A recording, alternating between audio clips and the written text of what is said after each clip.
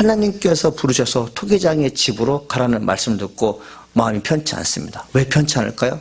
하나님 부르실 때마다 좋은 일로 부르시지 않으셨어요. 하나님은 하나님 자신이 마음이 불편하는 것을 누구를 통해서 보여주셨는가 하면 예레미야를 통해서 보여주셨던 것이요. 이런 일이라면 주님만 보시죠. 왜 나까지 그걸 보게 하십니까? 전능하신 하나님께서 알아서 처리해 주시지 왜 내가 하나님의 고통에 동참해야 됩니까? 라는 시간들이 많았던 것이죠. 그래서 하나님께서 부르신 곳에 갈 때마다 예레미야는 마음이 불편했던 것이죠. 예레미야는 그릇을 만드는 토기장 일을 본 것이에요. 농로를 이용하여 토기를 굽습니다. 진흙을 굽죠. 하나님은 나라는 인간을 마음에 들 때까지 만들고 싶어 하시는 분이세요. 여러분, 이를 진심으로 받아들인다면 성도로서 일관된 삶을 살 수 있습니다. 죄를 짓는 것을 무서워할 수 있어요. 젊은 시절 항상 진실 있게 하는 찬양이 있었습니다. 주는 토기장이 나는 진흙. 이 찬양을 부를 때마다 어린 마음에 어떤 마음이 들었냐면 나같이 허접한 사람도 하나님의 손에 이끌리게 되면 하나님의 손에 들어가면 정말 아름다운 사람이 될 수 있다, 거룩한 사람이 될 수 있다, 능력 있는 사람이 될 수 있다고 믿고 살았어요.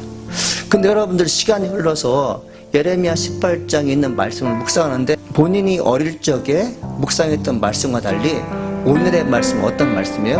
하나님께서 우리를 축복하기 위해서 주신 말씀이 아니라 하나님께서 인간을 심판하시고 있는 말씀을 우리가 들려주는 것이죠. 여러분, 우리가 감사한 것은 뭐냐면 죽은 후에 심판하는 것이 아니라 살아있을 때 심판하신다는 것이죠.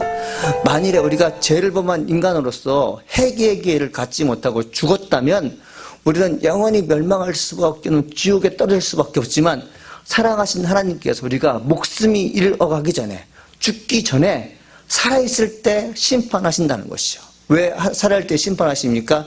여전히 우리를 사랑하시기 때문에 그러시는 것이죠. 여러분, 하나님의 심판은 어느 누구도 막을 수가 없어요. 토기장이가 마음에 들지 않는 토기가 만들어졌을 때 어떻게 하는 줄 아십니까? 망치를 가지고 박살을 냅니다. 비전문가가 보기에는 멀쩡해 보이는데 마음에 들지 않을 때는 냉정하게 그릇을 깨는 것을 볼 수 있어요. 반대로 마음에 드는 것은 귀한 사람에게 귀하게 대접받도록 전시합니다. 우리 앞으로 살면서 하나님께서 나를 향한 뜻이 무엇인지 여러분 곰곰이 생각하면서 나를 위대한 사람 만드시기를 원하시는 하나님의 음성을 듣기를 원합니다. 하나님의 손안에 있기를 원합니다. 하나님의 좋은 계획에 여러분이 포함되기를 간절히 소망합니다.